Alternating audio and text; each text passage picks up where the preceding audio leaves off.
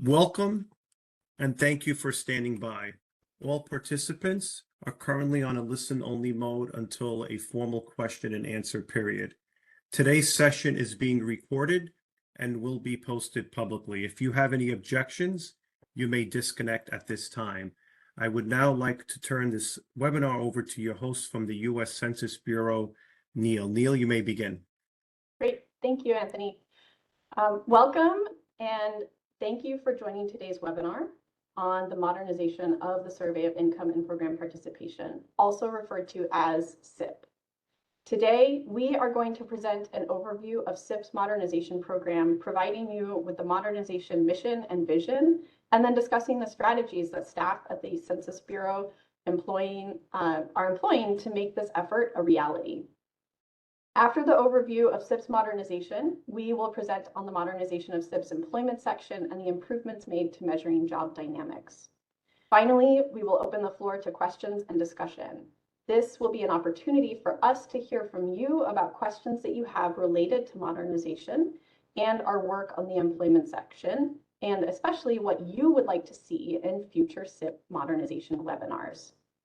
So I am joined today, my name is Neil Bennett. I'm the SIPP modernization lead, and I am joined today by Sharon Stern and Matthew Pesner. Sharon Stern has been the Assistant Division Chief for Employment Characteristics since 2018, overseeing labor force, health insurance, and disability statistics from several Census Bureau surveys, including the American Community Survey, the Current Population Survey, Annual Social and Economic Supplement, and the Survey of Income and Program Participation. Since last summer, Sharon has taken a leading role in SIPP modernization, championing innovation and propelling development of research and testing to support SIPP's future. Matthew Pesner is an economist in the Labor Force Statistics branch at the U.S. Census Bureau. He co-leads efforts to improve the measurement of employment and earnings dynamics in SIPP. He is also interested in the determinants of key labor market transitions, with past and present research investigating the decisions to retire or take a new job. He earned his PhD in economics from Vanderbilt University. So before handing the mic over to my colleagues, I'm going to spend a little bit of time providing some background on the SIPP survey and the current SIPP design. And then Sharon will provide an overview of modernization, followed by some time for questions. After that, Matt will give his presentation on the employment section in SIPP, and we'll have another time for questions from his presentation. So SIPP's mission is to provide nationally representative data on sub-annual dynamics related to income, program participation, household composition, and the interactions between each of these items. This mission allows stakeholders to dig into policy questions with greater granularity than household surveys. In order to achieve its mission, SIPP is a household month panel. The survey has evolved over the decades. Since 2014, it has surveyed households annually with a one-year reference period. In the current SIPP design, information about the prior year is asked of households through a combination of traditional survey questions and with the use of an event history calendar, which is shown on the slide in front of you. This provides a calendar view of the changes over the year of a respondent's life. Everything that is collected from the survey is then processed and released in an annual public use file that our stakeholders know and love. In the context of modernization, we refer to the SIPP design that is currently on the screen as legacy. Our Deputy Director, Ron Jarman, has pointed out the increasing need for timely estimates from the Census Bureau. The SIPP program is seizing the opportunity to better meet the needs of stakeholders by finding ways to innovate across the survey lifecycle and to deliver more timely estimates. That is what we're here to tell you about today. So I'm now going to turn it over to Sharon Stern, and she's going to give an overview of how SIPP staff are seizing this opportunity.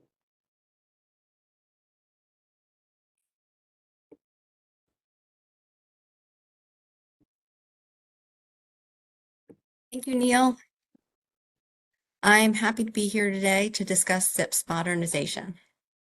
Before I begin, I'd like to recognize the dedicated staff at Census that make it happen.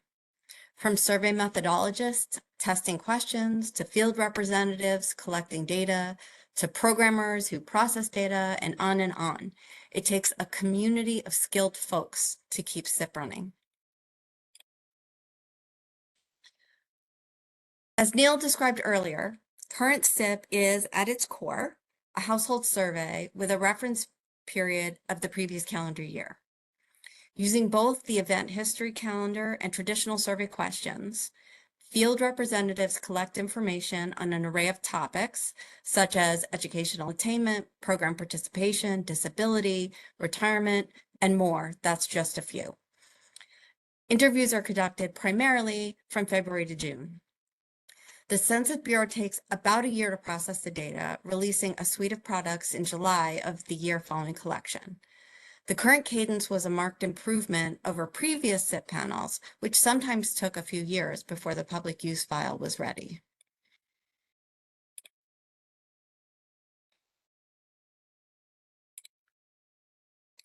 The future SIPP aims to be more nimble and to produce even more timely estimates. At the same time, SIPP will be moving to the Census Bureau's new ecosystem, creating opportunities such as adding an internet self-response mode for cost savings and revising processing systems. It's worth pointing out that the new approach is designed to be resilient to the budget environment. The SIPP program will operate at a relatively lean budget level and allow for expansion when funding is available. Key changes are needed to achieve these goals. The household survey that is key to SIPP modernization will have a smaller sample, a shorter 6-month reference period, and less content, meaning possibly fewer topics and less detail. At the same time, SIPP content will be flexible and modular, and we will leverage administrative data and statistical models to enhance public use data files and other products.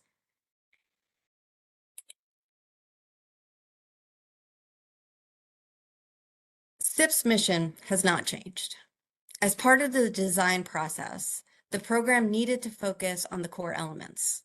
In a time when household survey response rates are falling and the cost of traditional in-person or telephone interviewing is going up, we wanted a modernization vision that got to the heart of what SIPP needs to be a trusted and timely source of data about the social and economic dynamics of people and households participating in and transitioning into and out of government assistance programs. Our modernization mission summarizes the new direction, building a modern, adaptable program that administers a timely household survey and leverages administrative records. These strategies are how we plan to move SIPP forward. I'm going to give a little more detail on each in the next few slides. This is the big picture. The first strategy is a focus on SIPP products. This is clearly not first chronologically. We cannot create products until we have data. It's listed first to emphasize the importance of building a program that can generate a regular set of products on well-being with an emphasis on the unique aspects of SIPP. During the development of the new program, we want to always be pointing towards the products that are needed to meet our mission. SIPP will continue to meet its statutory obligations to produce data on people receiving benefits from government assistance programs as part of the social safety net. Strategies 2 and 3 focus on the nuts and bolts. Our future program needs to include a lean and adaptable survey that allows for regular, rapid internal data files for analysis and products. The program is focusing on reducing respondent burden, which we hope will encourage higher response and engagement in the survey portion, and producing high-quality data sets and other products. Strategy 4, engaging stakeholders, is about how we get feedback to make sure the program meets the needs of the user community.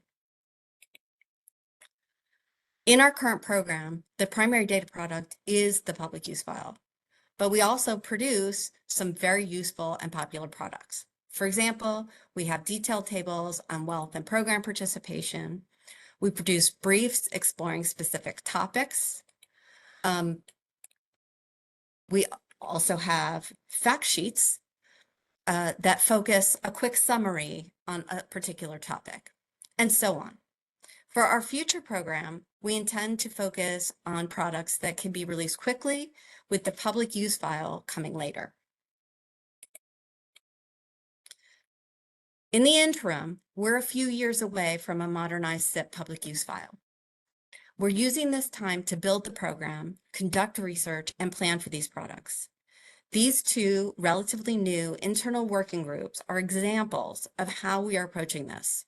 We are working across subject matter areas, currently focusing on two perspectives. The indicator working group is considering how we can use one number to characterize a set of circumstances. Tell a summary story, one we can track across time.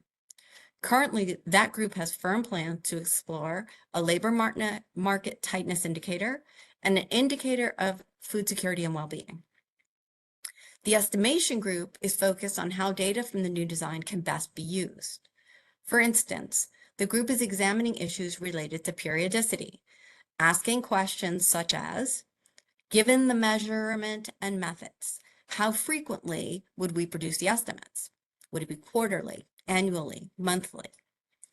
They are also examining how best to characterize dynamics. Is the duration a useful measure? What about changes in status from month to month? Two examples of this group's work are analysis of rent burden and program participation dynamics. In order to build the future program, we are taking a test and grow approach for the household survey. We've developed a broad plan, but we need research and evidence to make sure our plans are working.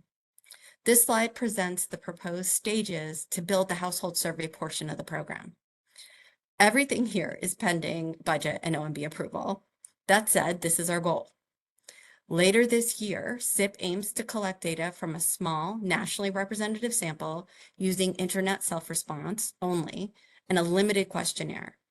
This test is designed to address specific research questions, and if we get approval for this test, we'll provide additional details at an upcoming webinar. The idea is to build on the 2026 test, adding in non-response follow-up in a 2027 test, and launching a full-scale test in 2028 that would validate the new methods, showcase the new products, and serve as a model for the program in 2029 and beyond.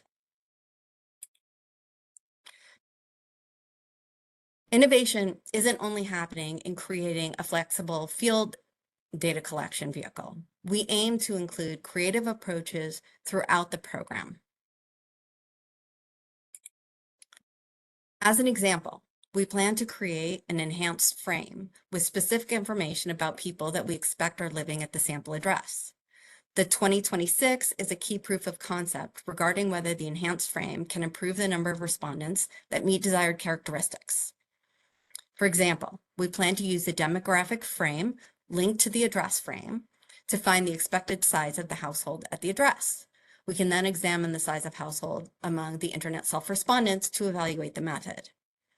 In the future, this method offers the opportunity to select addresses where people may be more likely to be receiving government assistance, a group critical to SIPP's mission in understanding the well-being of the population who may rely on the social safety net. Earlier, I mentioned that we're focusing on reducing respondent burden. We're doing that in a few ways. We aim to have a shorter questionnaire in the household survey portion, focusing on core content, and ask questions that are cognitively easier and yield answers consistent with SIPP's goals.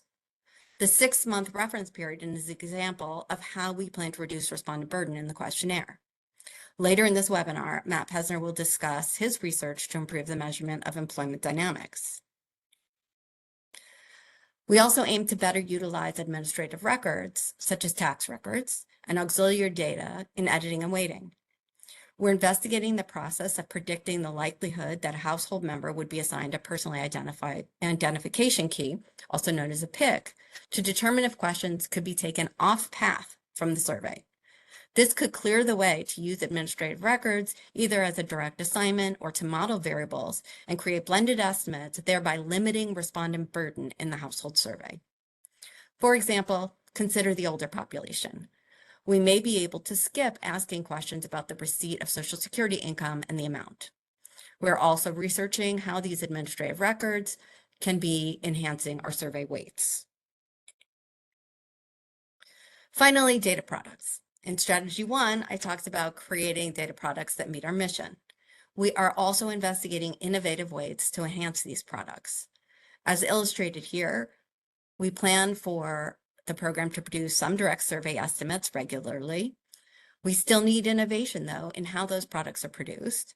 Many SIPP users may already be familiar with synthetic data for disclosure avoidance. This is an example of a direction we would be exploring. We would also like to add state-level model-based estimates to the SIPP portfolio.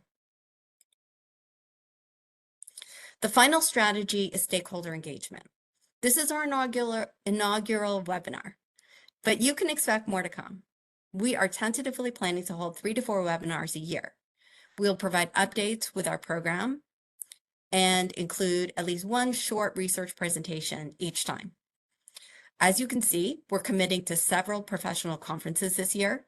Some of the work presented by Matt today will be presented in more detail tomorrow by his co-author at the Society of Government Economists meeting. Pending budget, we intend to keep these engagements going next year. If you have suggestions for webinar topics, conferences, or other engagements, let us know. We'll be sharing information using GovDelivery, so please sign up if you haven't already. And finally, feedback can be sent anytime to our mailbox. Before we move on to your questions, I want to step back and give you a view of what SIPP modernization has been and will be. While the planning started before what you see on the screen, formal testing focused on the modern program started with cognitive interviews in October of 2023. A variety of SIPP teams had research questions regarding how we ask about their topics in the household survey. In the summer of 2024, we held a focus group with field representatives to get their perspective on what issues arise when asking about program participation. I'm not going to go through all of these. I will quickly mention this example. Our labor force team ran a series of tests in May of 2025. Those tests informed us regarding improvements to asking about work arrangements such as gig work. Later in the webinar, Matt will present on his team's efforts to better capture employment dynamics, which are critical to capturing income dynamics. Finally, you can see where we are right now. We have some cognitive testing ongoing, and we're analyzing data that have already been collected, either in production or in experiments, to determine implications for the modernized SIPP. Conditional on budget and OMB approval, we'll be in the field testing later this year, and again with a broader test next year. The point of showing this timeline is that we've been examining data and conducting cognitive testing and fielding experiments to answer specific research questions. These are feeding our choices about SIPP modernization and contributing to a body of survey knowledge being shared widely. We're excited to share some initial research with you today so you can get a small glimpse of SIPP's future. Thank you for that presentation, Sharon. So now we're going to pause our presentation for about 5 minutes for questions. We may not be able to get to everyone, but if you would like to ask a question aloud, you can click the raise hand button on the bottom to ask a verbal question. I'll then call your name so that the host can enable your mic, and you'll see a dialog box where you can unmute yourself by clicking the unmute me button. If you'd like to leave a written chat question, then you can send your question into the Q&A panel at any time to all panelists. Please don't send to an individual panelist as we may not be able to see your question.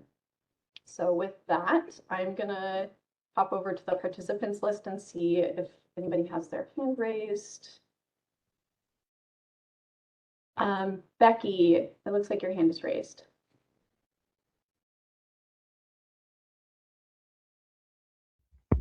Are you able to hear me? Yes, we can hear you. Okay. Yeah, so I was just curious, Sharon, you had mentioned that you were going to try and use more administrative records and possibly replacing values. But you also had said that you were hoping to turn things around faster, and like tax records is a perfect example of something that takes like a year and a half. So I was just wondering how are you going to square that circle?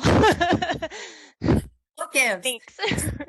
No, absolutely. I'm glad you asked that question because I understand I didn't get into any details today. One of the things that I tried to show is that The direct estimates will be faster than maybe the blended estimates. That's why there was that one shape in the center, and then there was the separate set of bars on the right. It was sort of a subtle, what can we do quickly? We can, at the end of interviewing, we're going to have a 6-month reference period, and we're going to have hopefully 6 rotation groups per wave. So pretty quickly, we can maybe do some estimation, some direct estimation. But in order to get an annual file, we would need 3 waves of data using this 6-month. And like I said, I didn't want to get into all the details today, but it's a legitimate and important question. That will take time. I've got to wait now a year to get all of those months together. That's part of the beauty of what we're trying to design, is find a way to release some things pretty quickly. And some products, because of the nature of the panel and wave design, or as you point out, the administrative data will be a little bit lagged, that's going to come later. And I think that's the heart of what we're trying to propose. We still want that useful final product, but we don't want people waiting to learn anything until we can get it. So I hope that answers your question. I think it's a great question, and there's a lot of details to be worked out. Nothing is final, but that is sort of the vision of how we would do some things quickly, and some things would take longer just by the nature of how they're done. Okay, so I've got a couple other hands raised. We might not be able to get to everyone, but we'll try to do that. So Joseph, your hand is raised. You're up next.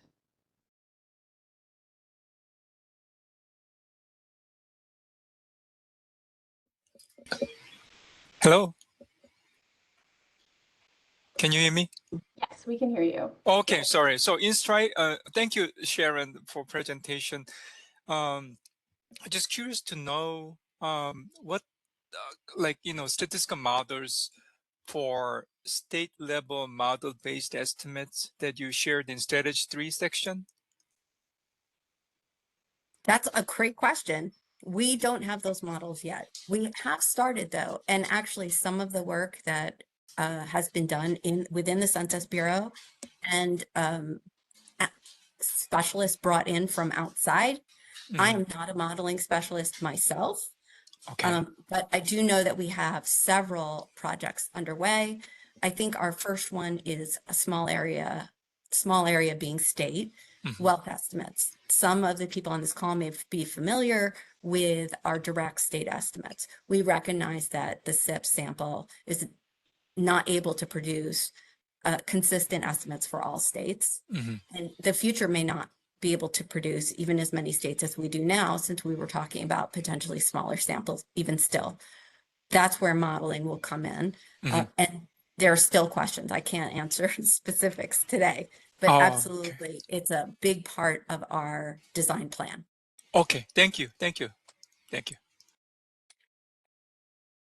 Okay, so there's quite a few questions. I'm gonna hold them until, I wanna make sure that Matthew has enough time to give his presentation. So I'm gonna hold on questions until the very end. Thank you to everybody who asked a question in the Q&A or had your hand raised. We're going to turn over to Matthew Pesner, and he's going to provide the motivation for some of the testing of the labor force content. And he's going to give us a peek at some of the results of this content. So in the future presentations and at conference or webinars, these will be discussed in depth. Further, we hope that working papers highlighting our research will start rolling out later this year. So without further ado, Matthew, you're up.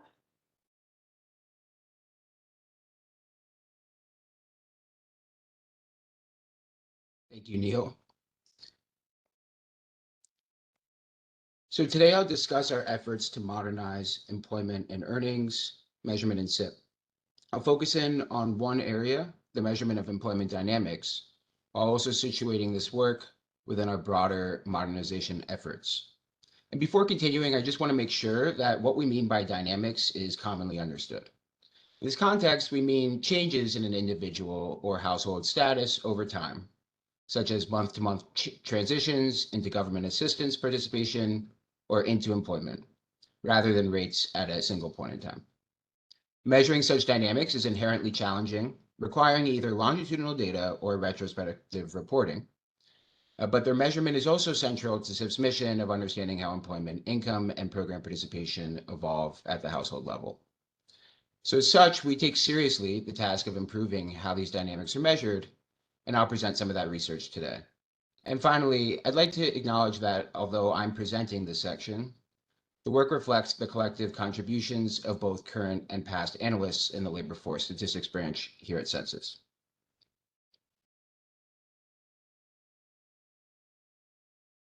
And the results I'm going to show you today represent work in progress. The data have been reviewed and cleared by the Disclosure Review Board, and we're looking forward to your feedback. So my talk is going to have 4 sections. I'll begin by discussing why collecting employment and earnings is critical for SIPP to fulfill its mission, along with an overview of the measures that we currently collect and release in our public use files. I'll then highlight one topic area, the job transition process. I'll briefly motivate the importance of accurate and comprehensive data on this process, the gaps that remain in federal statistics in this space, and our vision for improvements with modernized SIPP. As a case study of improved content for just one part of this process, I'll then focus on job search, using it to demonstrate how redesigned questions can better capture key labor market behaviors. This is going to include 2 sets of results. First, I'll present evidence from a randomized controlled trial on survey respondent understanding of the concept of active search, which is the critical determining factor governing whether someone who is not working is considered unemployed versus not in the labor force. Second, I'll present select descriptive statistics on active and passive job search among the employed to illustrate the types of data products our collection could support. I'll conclude with a summary of our findings and discussion of next steps, which will include a timeline of past, present, and future testing and research related to modernizing SIPP's employment and earnings content. So why has SIPP collected information on employment and earnings from the start? Well, because labor earnings are a primary component of household income, making their accurate measurement central to SIPP's mission.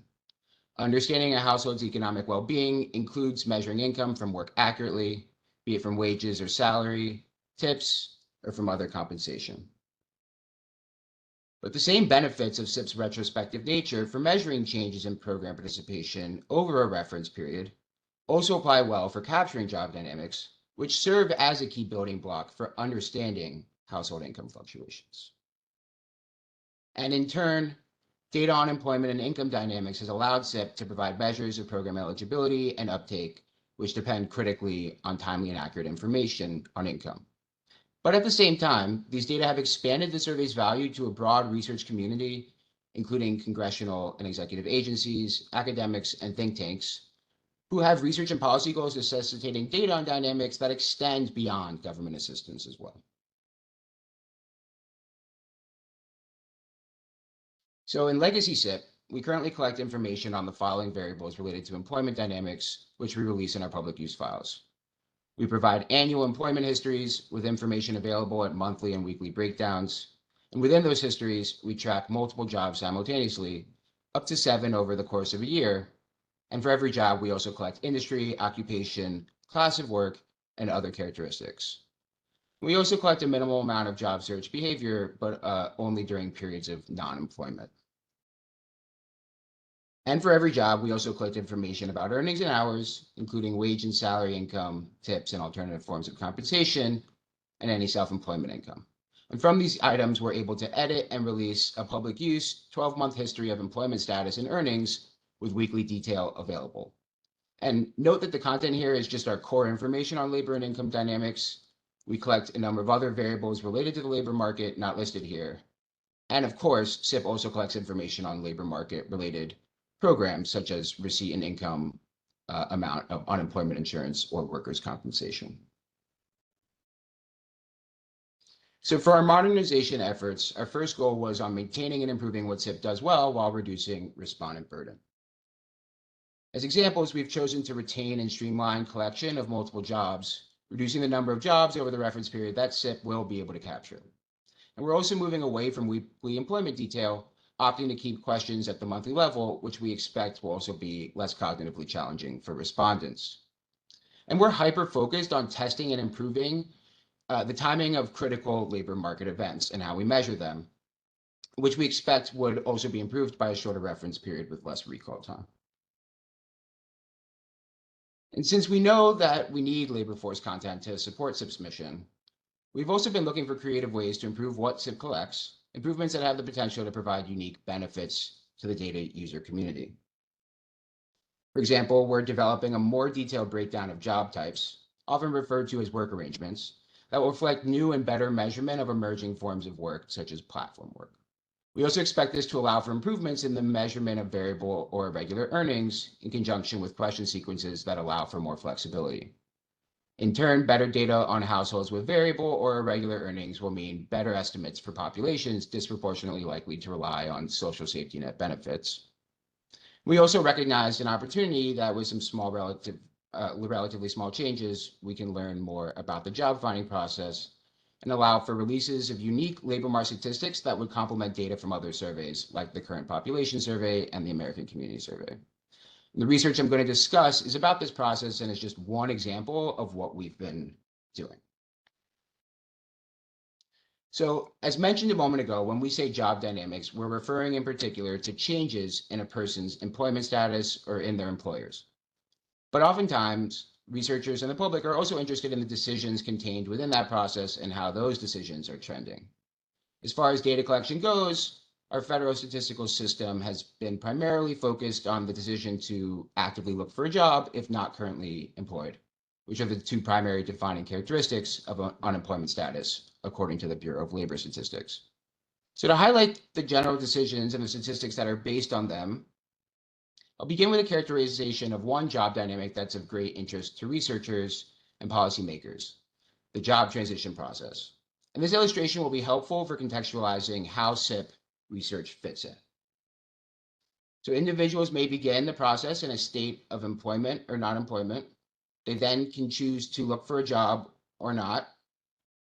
They then may or may not receive a job offer, and if they do, they can choose to accept that offer and transition to a job or reject it and not. Now, individuals can move between these different states, and this movement tells us important information about the labor market. For example, the search rates represent the shares of people in each employment group looking for work, while search efficacies indicate the share of job seekers who received offers. The third set of linkages are the acceptance rates, which are the share of offers that are accepted. We can also think about measuring movements between non-consecutive steps of this process. There are two more sets of rates, job transition rates and job finding rates. For the purpose of today, it's sufficient to know that each of these rates helps us to characterize the overall state of the labor market in different ways.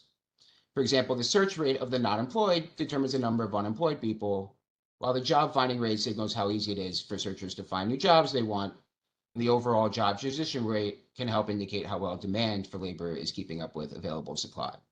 Although each of these rates is important for understanding labor market conditions, no single federal survey or administrative record contains enough information to estimate them all. And in fact, some of this information is not currently captured in any federal survey or administrative record. And as such, it's worth taking a moment to understand what job dynamics federal surveys and administrative records do and do not currently capture. So we begin with the American Community Survey, which is principally interested in collecting employment and unemployment status in the last week. While its large sample provides important geographic detail, it only collects employment status and search behavior of the not employed. That is, it contains little to no information on job dynamics. In contrast, administrative records such as tax or unemployment insurance data can be linked over time, so we can see how employment relationships change. But crucially, these data don't contain any information on the middle boxes, since search or job offers are not outcomes for which administrative records are generated. Next, we have the Current Population Survey, which is the official source for employment statistics, and we also have Legacy SIPP. Both collect the most detailed set of dynamics of the surveys and records shown thus far, and both surveys are longitudinal.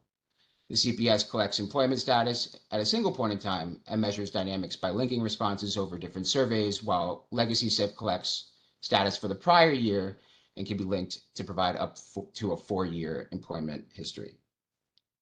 And finally, we have an ambitious vision for modernized SIPP as the first survey to collect all relevant information on the job transition process in a single source.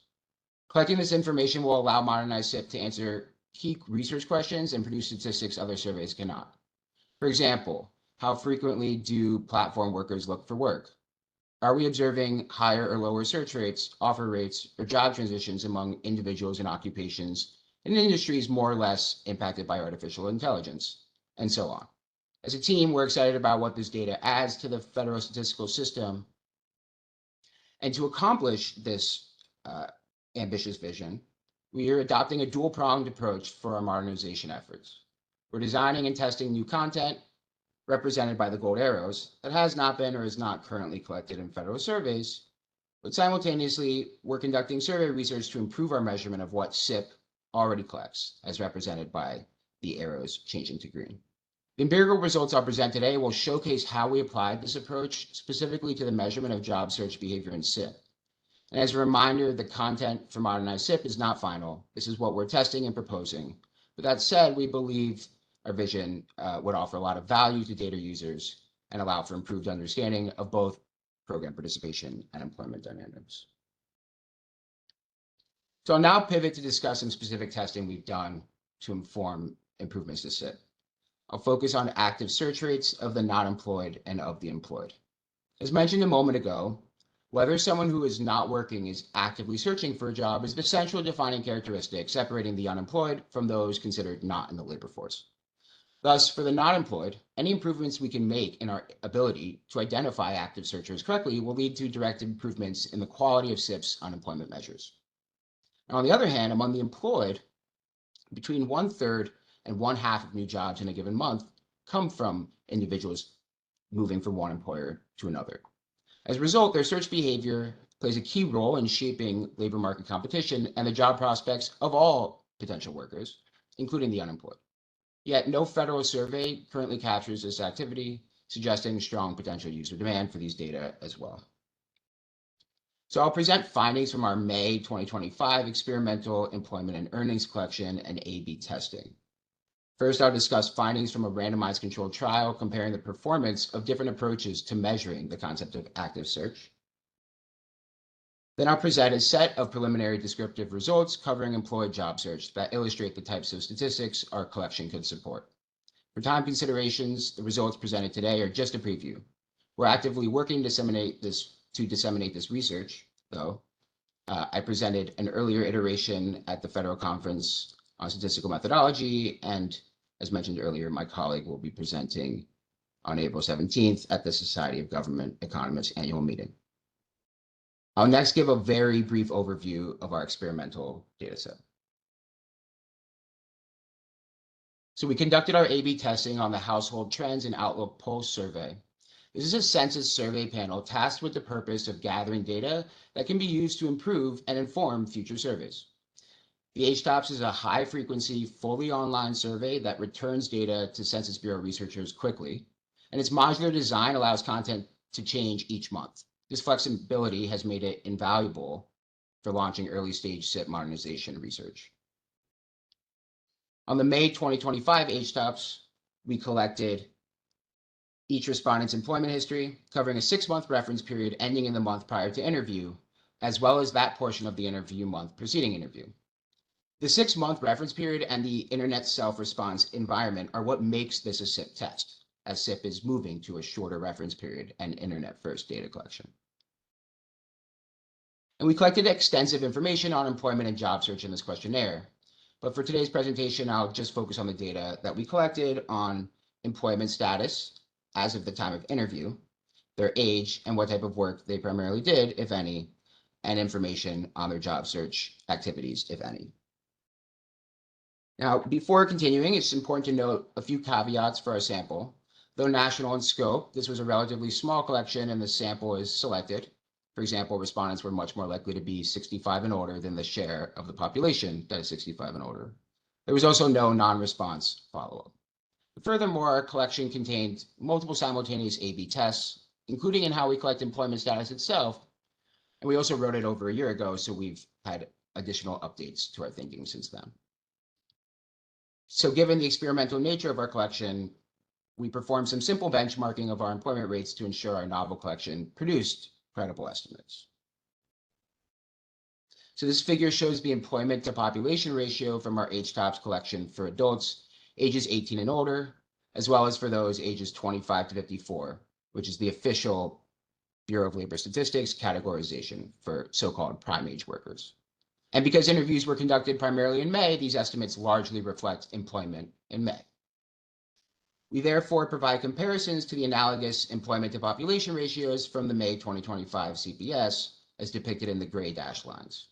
Note that the age group for the CPS is slightly different since their employment universe is age 16 plus, while ours is 18 plus.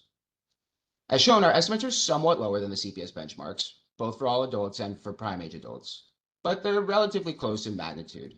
And given the experimental nature of our data collection, we view our estimates here as broadly reassuring that our collection is producing sensible output. I'll next describe in more detail what we actually mean by job search. So as part of our test, we asked all respondents, both employed and not employed, whether they did any of the following to look for work over the last 4 weeks. This list is a modified version of the list used by CPS interviewers for probing on active search.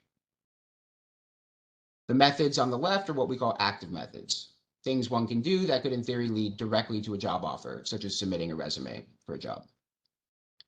In contrast, the methods on the right are what we call passive methods, things that may count as job search activities to many, but that cannot themselves result in a job offer, such as looking for a job, looking at job ads, but not applying for any jobs.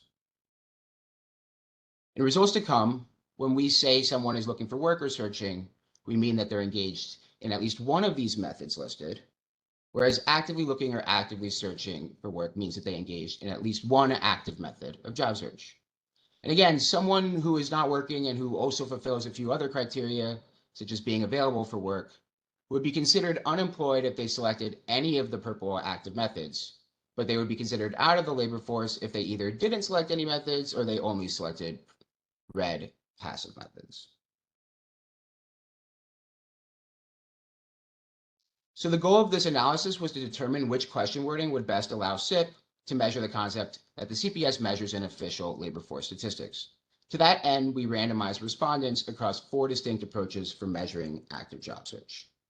The first approach we call CPS style because it is based on the approach used in the CPS. It involves 2 questions. First, respondents in this group were asked if they did anything to look for work. Then they were asked if they engaged in any of our list of active or passive search methods.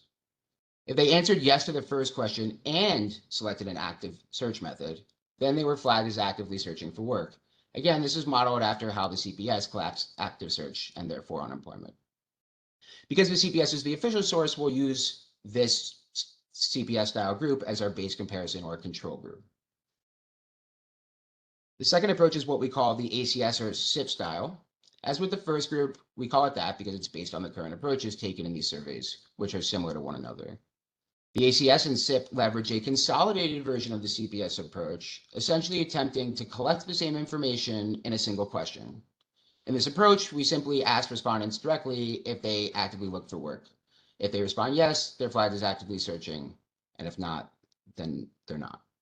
And it's worth noting that the CPS style and ACS/SIPP style approaches will only yield identical results if respondents know what counts as active job search and respond accordingly. The third approach is identical to the last, save for the addition of instructions that provide respondents with a definition of actively looking for work. And finally, for comparability purposes, we also randomized 1/4 of respondents into a group that did not receive any initial yes/no question before the methods question. For today's presentation, we won't be concerned with them. And for analysis, we looked at how closely each of these approaches match the search rates we get using the CPS style approach. I'm going to skip any further details and jump straight into the results. So this graph shows logistic regression results for the relative odds of an active search classification by approach, where the odds are relative to the CPS style group. Note that this logistic regression also controls for some covariates. We can see that overall, the ACS style screener with additional instructions performed the best in terms of matching active search rates among the not employed to those measured using a CPS style approach. The likelihoods that a not employed respondent were classified as actively searching using these two approaches were nearly identical. And as an added benefit, because we also ask these questions of employed respondents, we can also evaluate how well these approaches performed for them. The ACS style approach with additional instructions also gave the closest results to the CPS style approach when identifying employed active searchers. Note that the names here are less meaningful since, again, no federal surveys currently collect job search information of the employed. That said, it's still reassuring that the same approach performs best for all adults. And as a result, we chose this approach for future plan testing. After further validation that including instructions on the definition of active search leads to improvements, we'll adopt it in a modernized SIPP. So returning to the job finding process, the search components of the job finding process, we've now provided initial evidence on how we could improve measurement of our current job search questions as represented by the green arrow. We hope to continue producing further validation of this decision in future testing. We'll now switch gears to focus on the other side of job search, that of the employed. And as a reminder, this part of the project is interested in investigating what types of novel statistics we might produce on employed job search. And again, as a few motivating facts, job to job or employed job transitions comprise between 1/3 and 1/2 of total new jobs, and job search of the employed is an important input into that. Changes in job search intensity of the employed should signal something about job to job transitions. And as a result, their search behavior plays a key role in shaping labor market competition and the job prospects of all workers, including the unemployed. And from a macro perspective, the literature suggests that employee job search is a key mechanism for productivity growth, facilitating efficient labor reallocation by enabling workers to transition to better job matches. While from an individual perspective, job to job transitions can be an important driver of income growth over a career. So we next show baseline rates of search among the employed. We'll also show some rates among the not employed for comparability purposes. So on this slide, we have two graphs. The left is for all adults, while the right is for prime age adults, ages 25 to 54. The blue bars are for the employed, whereas the red are for the not employed. Recall that the looking rate is the share of people marking any method, whereas the active rate is the share of people who selected an active method. Focusing on the left graph first, we estimate a little bit less than 30% of the employed engaged in any job search, as compared with around 20% of the non-employed. In contrast, both groups exhibit quite similar active search rates in our data of around 17%. And recall that I just showed you that the employment to population ratio is over 50% among all adults in our sample. And so this implies also that the share of all people actively looking for work who are employed is above half in our sample. If you then turn to the right graph, this shows search among prime age individuals, whom are the focus of much of the literature on employed job search and transitions. When we exclude individuals under 25 or over 54 from the sample, we see that search rates increase to some extent for the employed, but much more substantially for the not employed, with almost 50% doing something to look for work. That said, this group also has a very high unemployment rate, well over 70%, according to our benchmarking a moment ago. And as such, the share of all searchers in this age group that are comprised of currently employed is even higher, closer to 60%. So in the results to follow, we're going to be focusing on the prime age. So with these baseline rates in mind, we'll now show patterns and common methods of job search among the employed. This is going to be a subset of the list that I showed you earlier. These are per employed adult, as in the last graph. In the lighter bars, we show passive methods. Darker bars show active methods, and the bars are ordered from most to least common methods. Looking at job ads is the most common passive method among employed individuals, with almost 24% engaging in that method. The most common method, active method, is submitting resumes, with just around 12%. We can also compare how these rates line up with the not employed. These comparisons are illustrative and not based on statistical tests. In general, these rates are higher, consistent with the last graphs that I showed you showing their higher search rates overall, but there are some notable differences. We can see that more clearly by considering the prevalence of each method as a share of searchers in each group. The relative likelihoods of the most common method, looking at job ads for both groups, are fairly similar at around 70% and 67% for the employed and not employed, respectively. In contrast, there are significant differences, particularly in the method of asking friends, relatives, or networks. Though there's a lot of more interesting patterns that we don't have time to cover today, overall, this evidence suggests meaningful differences by employment, not just in whether people search, but in how they do so. In terms of statistical products, our plan is to be asking methods of job search in the most recent month of search. So our hope is to produce timely statistics on interview rates, resume submission rates, and other rates of job search activities to better inform the public about current trends. So I'll conclude the results section with some preliminary evidence on heterogeneity in active search of the employed across industries, which is just one dimension of potential investigation of job search that is unique to the currently employed. In this figure, we plot mean rates of active job search by individuals' primary industries, among those industries with a sample size of at least 100 to ensure some statistical stability. A few estimates stand out. At the lower end, workers in public administration have an active search rate of around 8%. And on the higher end, those in professional and scientific services exhibited a rate of closer to 23%, or around 3 times higher. For these two estimates, the confidence intervals do not overlap. So taken together, these results point to some interesting heterogeneity in on-the-job search behavior across industries and warranting further investigation. And it highlights the value of measuring this activity in a way that allows us to capture differences across sectors. And I'll just note that we expect the SIPP sample sizes will be much larger, and so correspondingly, we expect reduced sampling variability to shrink these error bars so that we can produce meaningful time series statistics. Our hope is for breakdowns not just by industry, but also by occupation or work arrangement or class of work or other employment characteristics. So I'll now return to the job finding diagram to summarize these results. The employed and not employed actively search at similar rates, whereas the employed make up a majority of active searchers since most people are employed. Yet there are notable differences in how the employed and the not employed search for jobs. And in particular, there was a large difference in their proclivity to ask friends and relatives or their network for job leads. And there's significant heterogeneity in active search intensities by job type and across industries as well.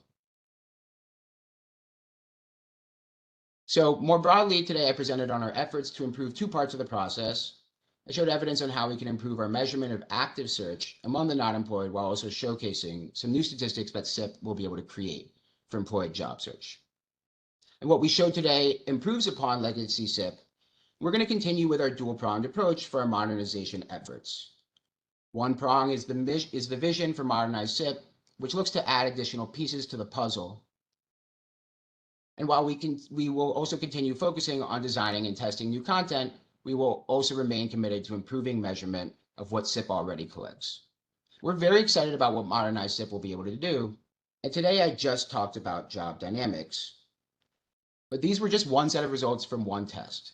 To contextualize our full effort, we conclude with a depiction of our broader modernization timeline.